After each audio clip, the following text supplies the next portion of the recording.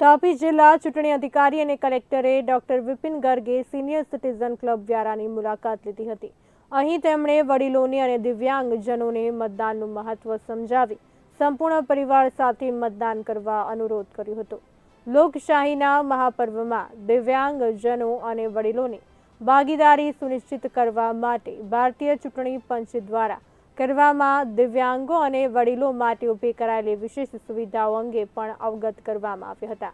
જિલ્લા ચૂંટણી તંત્ર દ્વારા જિલ્લાના નવયુવાનો, મહિલાઓ સહિત દિવ્યાંગો અને સિનિયર સિટીઝનને પણ મતદાનનું મહત્વ સમજાવીને જાગૃત કરવામાં આવી રહ્યા છે।